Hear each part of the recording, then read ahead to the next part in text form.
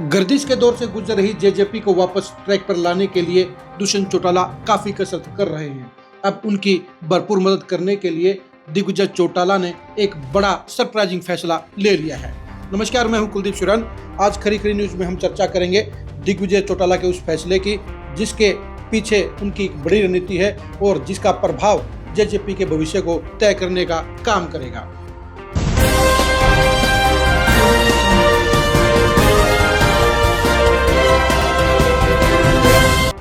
दिग्विजय चौटाला अब जेजेपी के युवा इकाई के प्रदेश अध्यक्ष बन गए हैं। इससे पहले वो पार्टी के महासचिव थे।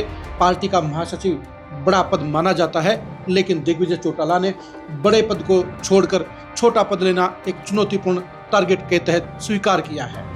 दिग्विजय चौटाला जेजेपी के लिए अब सबसे अहम भूमिका निभाने जा रहे हैं, क्योंकि यूथ जेजेपी का प्रदेश अध्यक्ष बनना उनके लिए बेहद चुनौतीपूर्ण है और दिग्विजय चौटाला अब युवाओं की राजनीति के बलबूते पर जेजेपी का भविष्य बदलना चाहते हैं। जी हाँ, दिग्विजय चौटाला अब दुष्यंत चौटाला के साथ 2018 वाली कारगर रणनीति पर वापस लौट आए हैं। 2018 से पहले 300 और युवा इनेलो के बलबूते पर ही दुष्यंत चौटाला और दिग्विजय चौटाला काफ़ी मशहूर हो गए थे, युवाओं के अंदर फेमस हो गए थे और यही वजह रही कि चौटाला परिवार में हुए सियासी विभाजन में यूथ वर्करों ने और यूथ वोटरों ने जेजेपी का साथ देने का काम किया था और युवाओं के बलबूते पर ही दुष्यंत चौटाला 2019 के चुनाव में सबसे सरप्राइजिंग फेस बने थे। अब यही काम दिग्विजय चौटाला करना चाहते हैं। वो बखूबी जानते हैं कि अगर जेजेपी को दोबारा से पावरफुल बनाना है, जेजेपी को दोबारा से इनेलो से आगे निकालना है, जेजेपी को बीजेपी और कांग्रेस के मुकाबले में लेकर आना है, तो सबसे पहले प्रदेश के युवाओं को जेजेपी के साथ जोड़ने का काम करना होगा। इस समय स्टूडेंट पॉलिटिक्स के चुनाव हरियाणा में नहीं होने के चलते स्टूडेंट इकाइयां जहां कमजोर पड़ गई हैं, वहीं पर युवा इकाइयां हर पार्टी के लिए इम्पोर्टेंट रोल अदा कर रही हैं। जेजेपी के लिए भी युवा इकाई बेहद अहमियत रखती है। दुष्यंत चौटाला को फर्श से अर्श पर पहुंचाने का काम भी युवाओं ने किया था और अब दिग्विजय चौटाला भी यूथ इकाई के प्रदेश अध्यक्ष के तौर पर ये चैलेंज स्वीकार कर चुके हैं कि वो जेजेपी को युवाओं के बलबूते पर मजबूत करने का काम करेंगे।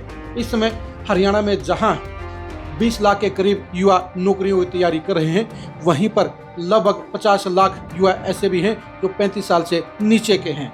यानी अगली सत्ता 2029 की हरियाणा का यूथ तय करेगा और इस यूथ वोटर को अपने साथ लामबंद करने के लिए ही दिग्विजय चौटाला ने युवा इकाई की कमान संभालने का काम किया है। दिग्विजय चौटाला के लिए यह लक्ष्य हासिल करना आसान नहीं होगा, क्योंकि इस समय जहां बिना खर्ची बिना पर्ची के नारे के बलबूते पर बीजेपी युवाओं में बड़ी पैठ बना चुकी है, तो वहीं पर कांग्रेस भी एनएसयूआई के जरिए लगातार अपने वोट बैंक को, अपने कैडर को बढ़ाने का काम कर रही है। यूथ कांग्रेस के चुनाव के जरिए भी युवा कांग्रेस लगातार आगे बढ़ रही है। ये अलग बात है कि यूथ कांग्रेस का ग्राफ एकदम नीचे गिरा है। 3 साल पहले जहां यूथ कांग्रेस के 16 लाख से अधिक मेंबर बने थे, उनकी संख्या घटकर अब महज 1.5 लाख रह गई है। यानी दिग्विजय चौटाला और दुष्यंत चौटाला के लिए प्रदेश के युवाओं को अपने साथ वापस जोड़ने का एक गोल्डन चांस सामने नजर आता है। दिग्विजय चौटाला ने 2013 से ही 300 के जरिए युवाओं को अपनी साथ जोड़ने का काम शुरू किया था और उसमें बखूबी कामयाब भी रहे थे। 300 को दिग्विजय चौटाला ने हरियाणा की सबसे मजबूत स्टूडेंट छात्र इकाई के तौर पर स्थापित करने का काम किया था। अब वो यूथ विंग के जरिए अपने उसी पुराने कैडर को, पुराने साथियों को अपने साथ जोड़ना चाहते हैं और प्रदेश के उन लाखों युवाओं को दोबारा से जेजेपी के साथ जोड़ना चाहते हैं जिनका दुष्यंत चौटाला के साथ किसी कारण से मोहभंग हो चुका है, वो जेजेपी से मुंह फेर चुके हैं। अब दिग्विजय चौटाला दिन रात मेहनत करके इस वोट बैंक को, उस पुराने कैडर को वापस लाने के लिए मेहनत करते हुए नजर आएंगे। साफ तौर पर कहा जा सकता है कि दिग्विजय चौटाला का इस मामले में पास या फेल होना ही जेजेपी का भविष्य तय करने का काम करेगा, क्योंकि इस समय प्रदेश के वोटरों में जहां दुष्यंत चौटाला के प्रति बेहद कड़ी नाराजगी है, वहीं पर अजय सिंह चौटाला और दिग्विजय चौटाला के प्रति अभी भी सॉफ्ट कॉर्नर है। ऐसे में दिग्विजय चौटाला का जेजेपी का युवा इकाई का प्रदेश अध्यक्ष बनना जेजेपी के लिए एक डिसाइडिंग फैक्टर साबित हो सकता है, क्योंकि अगर दिग्विजय चौटाला के जरिए प्रदेश के लाखों युवा जेजेपी के साथ जुड़ गए तो फिर जेजेपी मजबूत होती हुई नजर आएगी और अगर दिग्विजय चौटाला अपने टारगेट को हासिल नहीं कर पाए तो फिर जेजेपी जहां खड़ी है वहीं खड़ी खड़ी रह जाएगी। लेकिन दिग्विजय चौटाला हमेशा चुनौतियों को स्वीकार करते आए हैं। जेजेपी बनने के बाद सबसे पहले उन्होंने जींद के बाई इलेक्शन में रिस्क लेने का काम किया था, जहां बेशक से पार्टी हार गई थी, लेकिन जेजेपी इनेलो से काफ़ी आगे निकल गई थी।